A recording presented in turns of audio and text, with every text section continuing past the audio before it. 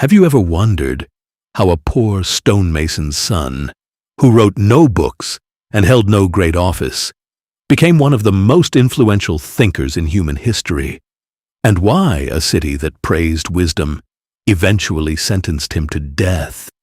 This is the extraordinary story of Socrates, the philosopher of Athens, the man who changed the way humanity thinks, questions, and seeks truth. His life was not one of royal power, military conquest, or vast wealth.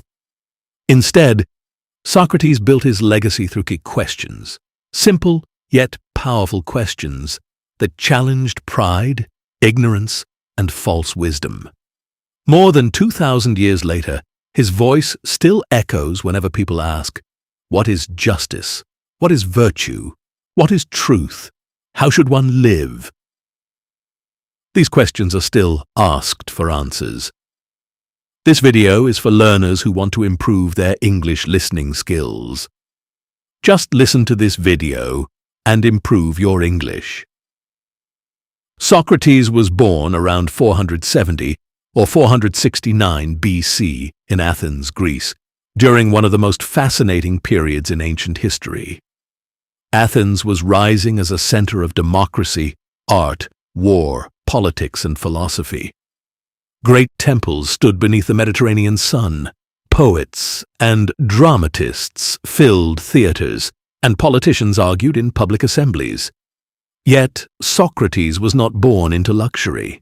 His father, Sophronius, was believed to be a stonemason or sculptor, while his mother, Phanerete, was a midwife.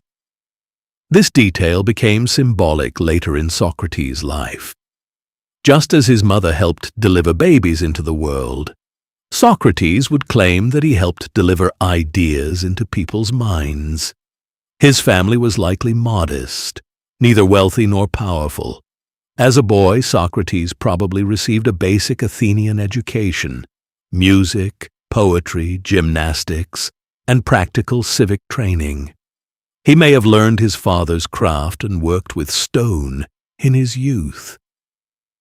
But even early in life, Socrates seemed less interested in material success than in deeper questions. He wanted to understand people. He wanted to understand virtue. He wanted to understand himself. Unlike many famous thinkers, Socrates left no written works of his own. Most of what we know about him comes from his students and contemporaries, especially Plato and Xenophon, as well as the playwright Aristophanes. Descriptions of Socrates often emphasize that he was not physically handsome by traditional standards. He had a broad nose, bulging eyes, simple clothing, and often walked barefoot, but his appearance mattered little compared to his mind. His true power was conversation. Socrates served Athens as a soldier during the Peloponnesian War and reportedly showed remarkable courage in battle. He fought at Potidaea, Delium, and Amphipolis, enduring hardship with unusual resilience. Some accounts describe him as calm, disciplined, and fearless under pressure. This was important.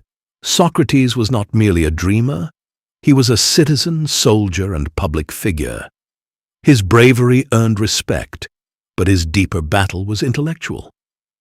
As Athens grew politically ambitious and culturally sophisticated, many teachers known as sophists became popular. These men taught rhetoric, the art of persuasion, and often trained young elites for political success. But Socrates was different.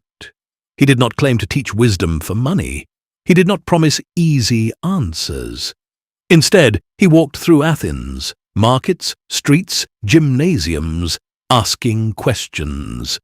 When someone claimed to understand courage, justice, or goodness, Socrates would gently question them. What is courage? Can power exist without wisdom?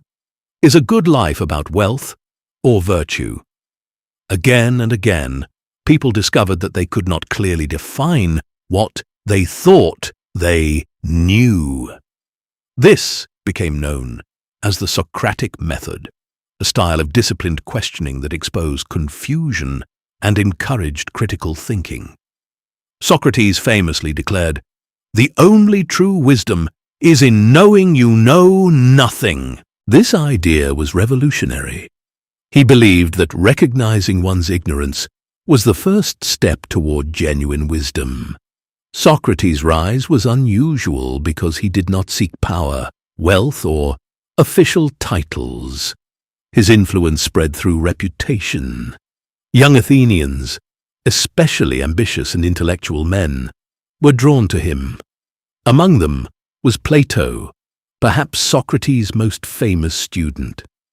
Plato came from an aristocratic family and may have initially considered politics. But after meeting Socrates, his life changed forever. Plato became one of Socrates' closest followers and later preserved his teacher's ideas in dialogues that shaped Western philosophy. Another notable student was Xenophon, who also documented Socrates' life.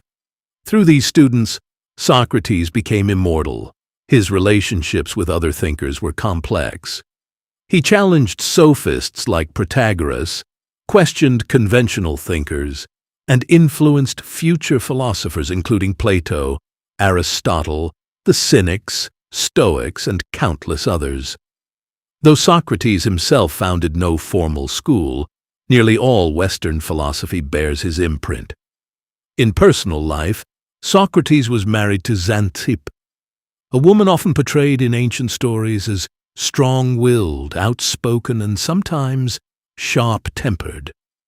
Whether these portrayals are fully fair remains debated, but they became famous in legend. Socrates and Xanthippe had children, and despite his philosophical life, Socrates was also a family man. Yet his devotion to philosophy often overshadowed domestic comfort. He lived simply, cared little for wealth, and often neglected material concerns.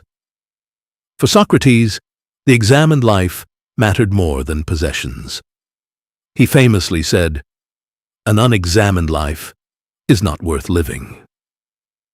This quote would later define his entire legacy. Socrates also had complicated relationships with politicians. Athens was a democracy, but democracy could be unstable. He criticized ignorance in leadership and distrusted decisions based purely on popularity rather than wisdom. Some of his associates, including Alcibiades and Critias, became controversial political figures. Alcibiades was brilliant, charismatic, and ambitious, but politically reckless. Critias became one of the 30 tyrants, an oligarchic regime that briefly ruled Athens brutally. Though Socrates was not responsible for their actions, these associations later damaged his reputation. Many Athenians began to see him as dangerous, not because he used violence, but because he questioned everything. He challenged tradition. He embarrassed powerful men. He encouraged youth to think independently. In a politically fragile city recovering from war and tyranny, this was threatening. In 399 BC, Socrates was put on trial. The official charges were corrupting the youth, not believing in the city's gods, introducing new spiritual ideas. In reality, the trial was about more than religion. It was about fear. Fear of criticism, fear of intellectual rebellion, fear of the uncomfortable truth.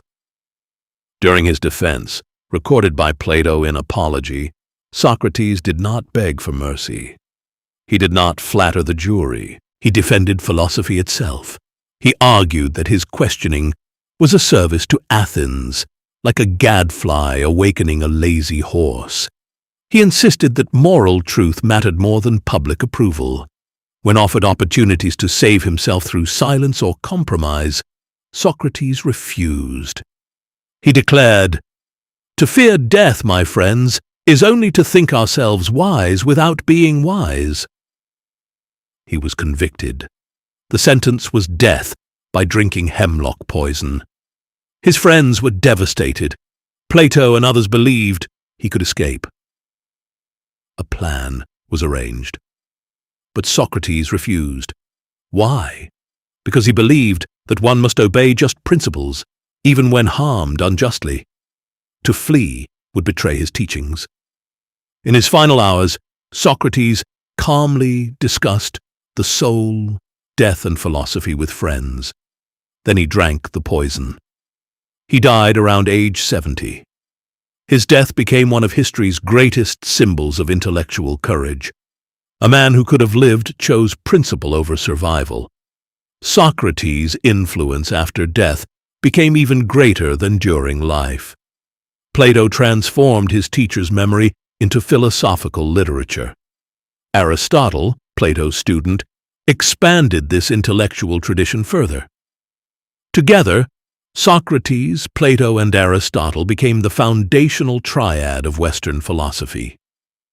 Socrates' ideas influenced ethics, politics, logic, education, Christianity, Islamic philosophy, Enlightenment thought, and modern critical thinking. Some of his most famous quotes include, "Know thyself.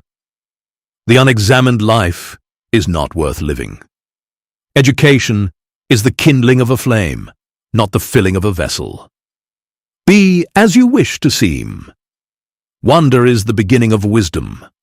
Socrates' life remains extraordinary not because he ruled empires, but because he ruled minds. He was poor, yet richer in thought than kings. He held no throne, yet influenced civilizations. He wrote nothing, yet changed the world. He taught humanity that wisdom begins not with certainty, but with the courage to question. And centuries later, whenever people challenge falsehood, seek truth, or ask difficult moral questions, the spirit of Socrates lives on.